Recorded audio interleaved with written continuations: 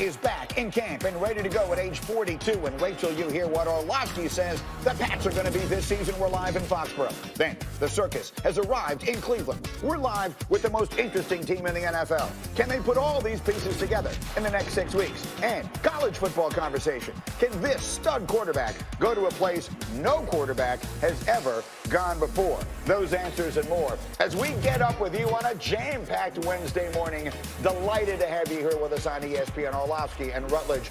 Booger is here. Marcus Spears has made his way in, and we have developing news as we speak. Within the last hour, Adam Schefter is breaking the news that while many NFL teams are reporting to camp today, including the Chargers, they will do so without Melvin Gordon. Schefter reporting the star running back who was seeking a new contract has informed the Chargers this morning he will not report to training camp when the rest of the team does today. I'm turning to this direction first. Booger McFarland, how big a deal is this for a Charger team you yesterday picked to win the AFC West? Well, it's a huge deal. Yes, they can get away with it because they have Phillip Rivers and a lot of weapons. But if they're going to go where I think they can go, which is to win the AFC West and potentially get to a Super Bowl, they need Melvin Gordon in there. I want everyone to stop devaluing the running back because I think when you talk about Zeke Elliott, Todd Gurley, Melvin Gordon, these are players that alter their team's success. I don't want everyone to say, well, you can just plug and play the way Pittsburgh did Le'Veon Bell to James Conner. The L.A. Chargers need Melvin Gordon, especially if they're going to get where they need to go. Swagoo, how does this play out? This plays out with Melvin Gordon probably being disgruntled at the end of the year. Here's my issue. There shouldn't be a devaluing of the running back position. We've had that conversation ad nauseum. We can talk about future injuries, how old these guys get, whatever. He's a productive player for the San Diego Chargers, LA Chargers right now. The only issue is how much do you sacrifice paying Melvin Gordon for continuing to build? They have an aging quarterback that they going to have to find that position at some point. And they're a team on the cusp. A lot of things line up for Melvin Gordon. I just don't think right now this lines up for him. So you do not believe he's going to get the deal he's looking for? I don't believe he's going to get the deal. How do you think it ends, Orlovsky? Melvin Gordon is going to get in some kind of contract by the Chargers. Tom Telesco, their general manager, is very good. He's good at drafting. He's also good at evaluating. I will disagree with Boog, though. The Chargers can still win the AFC West without Melvin Gordon, and they can still be Super Bowl contenders without Melvin Gordon because really good, but they have so much talent on that football team because Telesco's such a good drafter. So much talent. They've got Mike Williams. They've got Keenan Allen. They've got Hunter Henry. And let me tell you, Austin Eckler, who's their backup running back, he's gone 5.5 and 5.2 his first 2 years in the NFL in yards per carry. So good player, but Austin Eckler's sitting there waiting going, maybe I can have my opportunity because I produce. And I'll give you another name as well. The James Conner in the Chargers team this year could very well be Justin Jackson out of Northwestern, who was one of the great running backs in the history of the Big Ten. He was a late draft pick there. He's got a chance, I think, if they give him the ball, he will be a good NFL running back for them. I think he can, but I like him in a 1-2 punch with Melvin Gordon, not by himself. It's one thing to be a guy that can help. It's another thing to carry the load. You have to be a bell cow, and Gordon has proven. Go back and look at the numbers for all the analytical people. Look at the numbers. Look how productive this young man is. My issue with Melvin Gordon, Boog, is I'm not sure if this offense runs through him. It doesn't, I can tell you. The situation is different. I can tell you, I'm sure it doesn't. You know, there's a different approach to paying Melvin Gordon as opposed to paying some of these guys you've seen set out.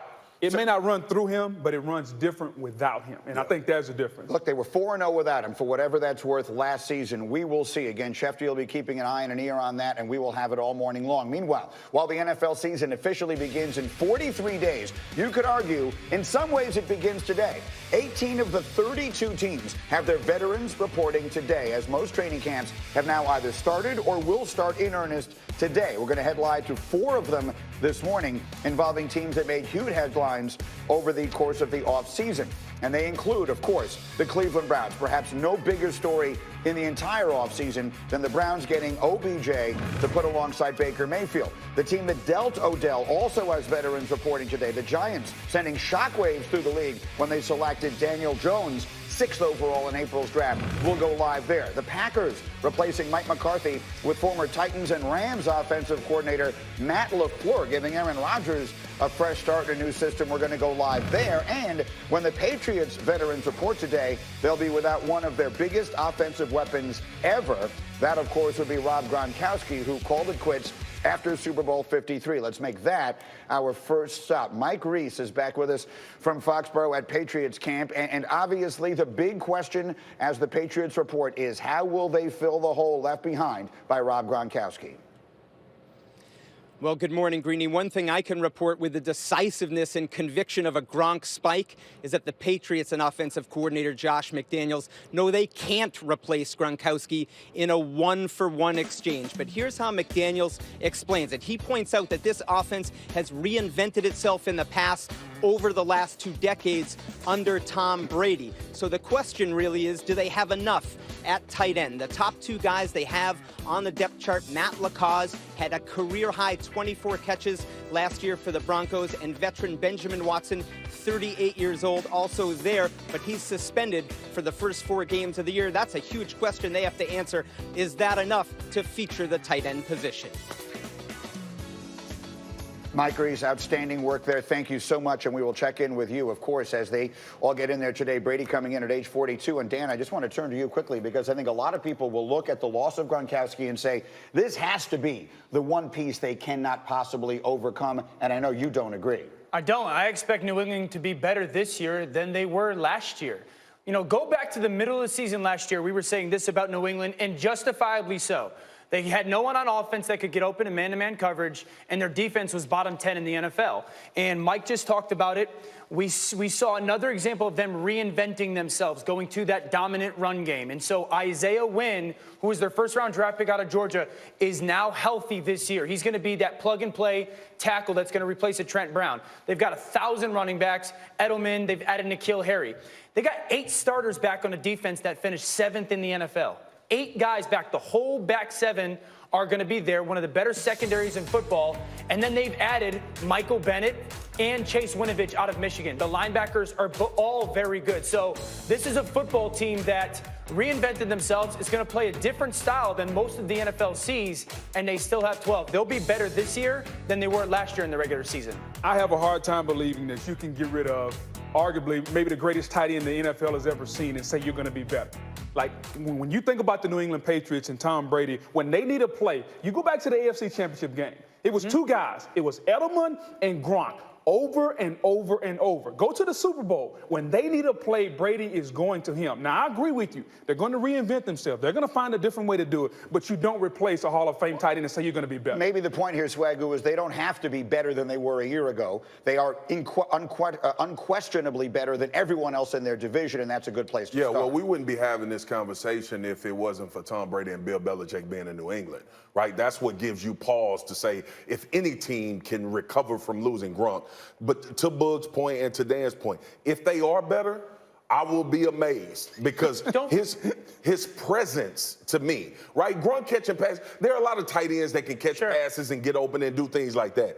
His presence on the football team, though, when we talk about what New England was able to do in that run, it was a lot of Gronk being on the inline blocking as a tight end. So it's just things that are changing. We will do much more on the Patriots as we go, but there's another team everyone has a close eye on in the AFC, and that would be Cleveland. The AFC North, Greeny, where the Browns are coming off a 7-win season. Quite the accomplishment considering they won 4 games combined over the previous 3 years. Hugh Jackson was fired mid-season, and Freddie Kitchens, who had been promoted to OC after Jackson's firing, got another promotion to head coach after the season. In February, the team signed star running back Kareem Hunt. He'll miss the first 8 games of the season, however, for violating the NFL's personal conduct policy. And the following month, in another blockbuster move, Cleveland traded Jabril Peppers and multiple 2019 draft picks to acquire Odell Beckham Jr. Addressing his comments in the recent GQ story, here's what Beckham said about moving on. The only time that I talk about it is when I get asked about it. So it's hard. You know, it's like I don't even know the word for it.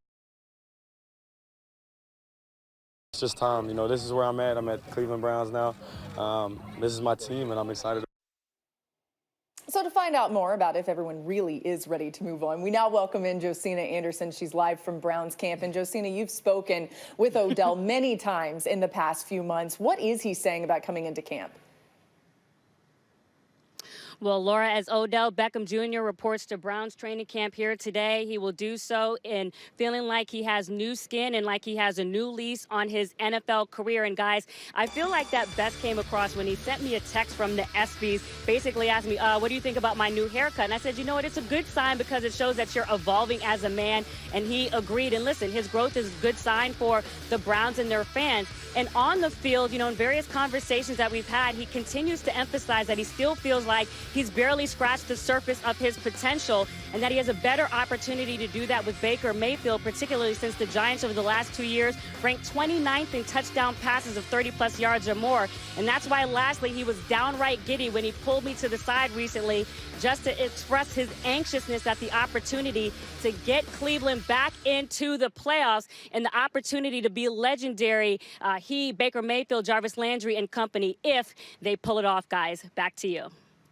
Yeah, Josina, if he is only scratched the surface of his potential, that's a lot to be excited about. Greeny, what do you guys think about that? Well, yeah, so legendary is the interesting word there because this feels to me like the ultimate boom or bust. There is, in my view, no more interesting team in the National Football League to keep an eye on this season than the Cleveland Browns because I could so easily see it going a very long way in either direction. Which is it going to be? Well, I think they're going to be successful, but when you look at the bar that's been set of how success is achieved and what level it's going to be, I don't know if they're going to meet it because with all the hype, you would almost figure they have to get to the AFC Championship game to be a successful season. And to me, their biggest hindrance is not going to be Baker Mayfield. It's not going to be the chemistry because I think all those players will figure out how to get along and make plays. I want to know who's going to be the adult in the room. Because it's not if, but when they have trials and tribulations, who's going to be the guy on the offensive side of the ball that say, hey, guys, we got to pick it up. We got to tighten up. We got to do better. They don't have a veteran vocal presence on the offensive side of the football. It's going to be the greatest leader to ever play, Baker Mayfield. Well, that's who it's going into his second year, that's a lot to ask for a guy to do that, to be a spokesman and to lead the team. Well, I feel like you are being sarcastic there, Marcus, and I like it. I appreciate it. Please expand on that thought. There's a dynamic with this football team that everybody, to me, seems to miss, all right? They have players offensively, and that seems to be all we focus on, that have always been about their numbers. Like everybody, I've even said it, Jarvis and Odell are like brothers. Njoku is there at the tight end. Yeah. There will be issues with this offense at some point, whether that's between Freddie Kitchens and Baker Mayfield and how they want to do things, because these egos now in this locker room is different from anywhere, coupled with being young. I see this team being good, but AFC, Jet, come on, man. Come on, get on board. Come on, man. Say, get on board. Listen, I think it's easy for us to say and talk about the personalities and egos. We have to go back in time to talk about Baker Mayfield and him standing on the combine podium and saying, I'm the only guy that can go to Cleveland and do this.